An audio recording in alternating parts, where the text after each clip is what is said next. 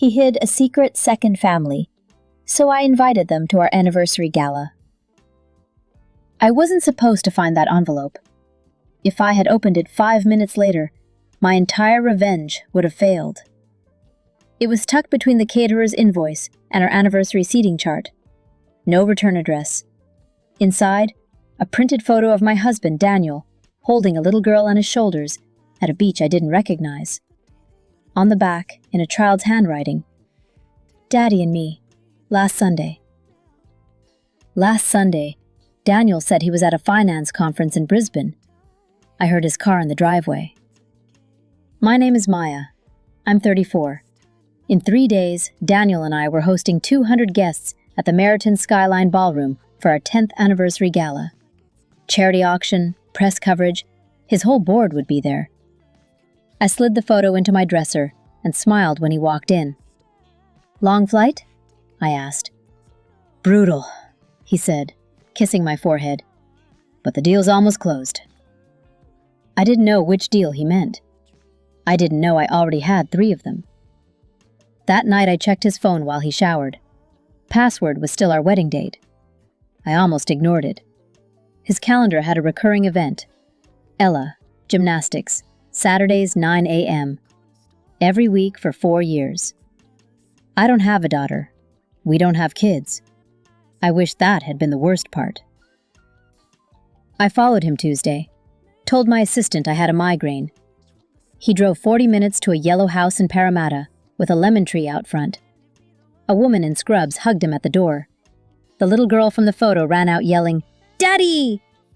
There was a boy too, maybe 6. I sat in my car for 2 hours. My hands wouldn't stop shaking. But I didn't confront him. What happened next changed everything. I hired a private investigator, not to catch him, to learn them. Her name was Priya, nurse, divorced, met Daniel at a medical charity event 5 years ago. The kids, Ella, 7, Mason, 5. On their birth certificates, under father, Daniel James Whitaker. Same as my Daniel. I almost threw up in the PI's office. "Do you want me to get proof for court?" he asked. I said no. I told him I needed something else. Something impossible. Daniel thought I was planning the gala. I was. Every detail went through me. Seating charts, place cards, security list. He was too busy closing deals to notice I added 3 names to the final guest list.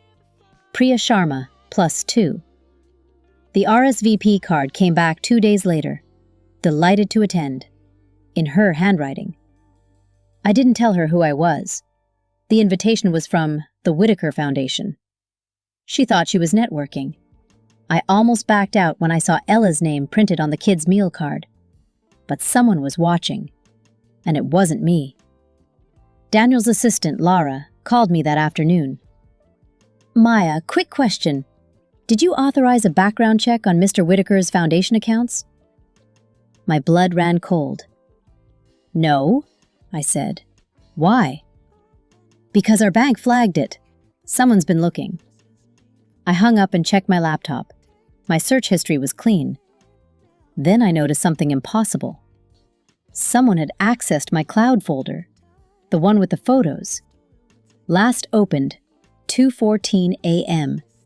from Daniel's iPad. He knew. Act 4.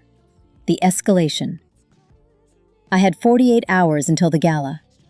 Daniel started acting strange, attentive, bringing me coffee, asking about the seating chart. "Are we sure we have enough security?" he asked Thursday night. "I thought we agreed on the hotel's team," I said. "We did. I want everything perfect. For us." He was lying. I could feel it. Friday morning, I got a text from an unknown number. Just an address and 1 line. He moved them. They're gone. The yellow house was empty. Curtains gone. Lemon trees still there. I drove to the gala venue to check the setup. The ballroom manager met me at the door. "Mrs. Whitaker, there's a problem with your VIP table," he said. My stomach dropped. What kind of problem? Mr. Whitaker called this morning. He removed 3 guests, said it was a clerical error. He cut them from the list. I thought I had won. I was completely wrong. I stood in that empty ballroom for 20 minutes. Then I noticed the security feed on the manager's desk. It was playing footage from the loading dock. A man in a black jacket was loading boxes into a van. He turned toward the camera. It was my private investigator. I called the PI. No answer. Drove to his office. Door locked. Then my phone rang. It was Priya. "Hi, is this Maya? From the foundation?" Her voice was warm, unsure. "I got your message, but we can't come tonight. Daniel said it would be inappropriate. He said you didn't know about us." I froze. "He told you I invited you?" "He begged me not to come. Said you were fragile, that the gala was your dream and finding out would destroy." I closed my eyes. That's when everything unraveled. Daniel didn't remove them to hide them from me. He removed them to hide me from them. And my PI wasn't working for me anymore. Daniel had paid him double. The envelope on my dresser wasn't a mistake. It was bait. He wanted me to find it. He wanted me to spiral, to cause a scene at the gala, to look unstable in front of his board. If I accused him in public, with no proof and 2 kids he could claim I'd invented, I'd be the villain. He'd get sympathy. I'd get nothing in the divorce. I still can't explain what happened in the next hour, except that I remembered what the PI said on day 1. "Do you want me to get proof for court?" And I had said no, because I needed something else. The ballroom was full. 200 people, cameras, string quartet. Daniel gave a speech about 10 years of partnership and looked right at me. I smiled. I walked to the podium when he finished. "I have a surprise for my husband," I said into the mic. 10 years is a long time. You think you know a person, but marriage is about discovering new parts of them, even the parts they keep separate. Daniel's smile didn't move, but his knuckles went white on his wine glass. "So I invited someone tonight who knows a different side of Daniel, a side I just met." The room went quiet. I nodded to the back. The doors opened. It wasn't Priya. It wasn't the kids. It was Mr. Chen from the tax office and Detective Rojas from NSW Financial Crimes. You see, I never hired the PI to find the family. I hired him to follow the money. Because a man with 2 mortgages, 2 school tuitions, and 2 grocery bills gets sloppy.